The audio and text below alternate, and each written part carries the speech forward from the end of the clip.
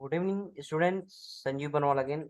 IIT JEE mains and advance की classes में आपको आगे लेके चलते हुए बेसिकली अभी जो हम क्वेश्चंस कर रहे हैं वो वेक्टर से रिलेटेड क्वेश्चन कर रहे हैं। और ये सभी क्वेश्चनों में जो आपका फंडामेंटल होता है, अगर आप उसको पता हो, कॉन्सेप्ट पता हो, तो क्वेश्चन बहुत आसानी से निकल जाते हैं।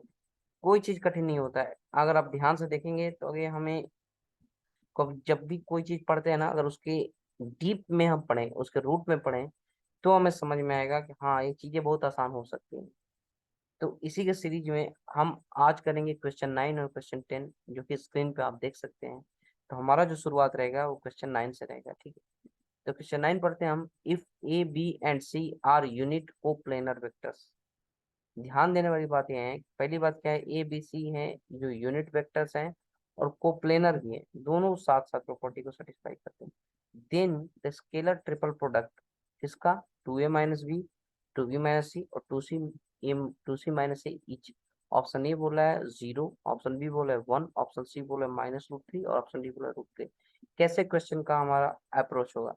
पहली बार देखिए कि ए बी और सी क्या है, यूनिट कोप्लेनर वेक्टर्स है। इसका मतलब ए बी सी एक प्लेन से होके जा रहे हैं, मतलब उनका प्लेन का वेरिएशन नहीं है, या तो वो एक्स वाई प्लेन में होंगे, या तो वाई जेड प्लेन में होंगे, या जेड एक्स प्लेन में होंगे। मतलब जैसे मान लो कि दो स्ट्रेट लाइन हमें खींचते हैं प्लेन में, उसी तरह दो तीन वेक्टर खींचते हैं जो एक ही प्लेन में हो और यूनिट मॉडुलस हो, यानी कि जो मैग्नीट्यूड होगा वेक्टर का ए का, वो बराबर होगा वेक्टर बी के, वो बराबर होगा वेक्टर सी के, और जो कि 1 के बराबर है।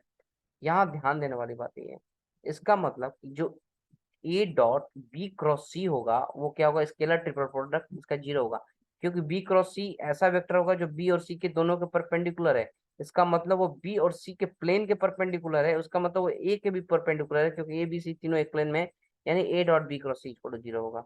अब हमें जो निकालना है स्केलर ट्रिपल प्रोडक्ट, वो किसका निकालना है, two a minus b, two b minus a, two C minus ए।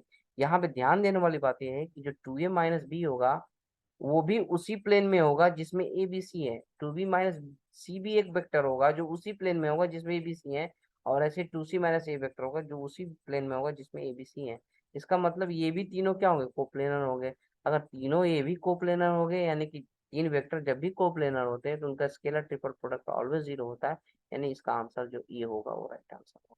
ठीक है, ये तो रहा क्वेश्चन है इनका सोल्यूशन। अगर हम बात करते हैं क्वेश्चन 10 की, ध्यान देने वाली बात है, ये बोला है for three vectors u v w which of the following expression is not equal to the any of the remaining three. बोला है कि कौन सा इनमें से जो ऑप्शन होगा वो रिमेनिंग थ्री के इक्वल नहीं होगा। यहाँ ध्यान देने वाली बात है, यानी कि अगर हम पहला ऑप्शन उठाएं u dot v cross w, इसका मतलब है कि इसका स्केलर ट्रिपल प्रोडक्ट है u v w का। अब ऑप्शन बी को हम देखें ध्यान से, v cross w dot u, तो v cross w dot u को देखें तो इसको आप ऐसे लिख सकते हैं, क्योंकि a डॉट b को b डॉट a लिख सकते हैं, तो u dot v cross w ये सेम a के बराबर हो जाएगा। ऑप्शन डी की बात करें तो u cross v dot w को आप w dot u cross v लिख सकते हैं, और जो कि w u v के बराबर होता है। तो यानी कि जब भी स्केलर ट्रिपल प्रोडक्ट की बात करते हैं तो u v w equal to v w u equal to w u v, यानी ये भी इसके बराबर होगा। यानी कि जो ऑप्शन सी है वही क्या है, सबसे अलग है, जो कि इन तीनों के बराबर नहीं है।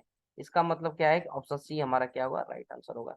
तो मैं आशा करता हूँ कि ये जो छोटा सा वीडियो है आपको समझ में आया होगा, और ये दोनों क्वेश्चंस बहुत फंडामेंटल से हैं। यहाँ पे जैसे पहले वाले क्वेश्चन में क्या था, ए माइनस बी था, ए प्लस बी भी हो सकता है, या बी प्लस सी भी हो सकता, कुछ भी हो सकता है। लेकिन हमें ध्यान देने वाली बात है कि चूंकि ये एक कोप्लेनर अभी भी है, तो इसलिए इनका स्केलर ट्रिपल प्रोडक्ट 0 होगा। और दूसरे वाले क्वेश्चन में जो 10 नंबर का था, वहां पे सीधे फंडामेंटल था कि you V W scalar triple product cyclic order को फॉलो करते हैं, यानी कि ए बी सी अगर थ्री वेक्टर हो तो A B C equal to B C equal to C A B होता है। उसको प्रॉपर्टी को यूज करके इसको सॉल्व किया गया। तो प्लीज अगर लगता है कि दोनों ये वीडियो और ये दोनों क्वेश्चंस आपको समझ में आए तो मेरे चैनल को लाइक करें, सब्सक्राइब करें, और ज्यादा से ज्यादा लोगों तक पहुंचाएं, ताकि वो भी इस वीडियो को देखें और उनको लगे कि इसमें से कुछ मिलता है तो वो मुझसे हेल्प ले सके। इस होप के साथ मैं वीडियो खत्म करता, थैंक यू, गुड नाइट।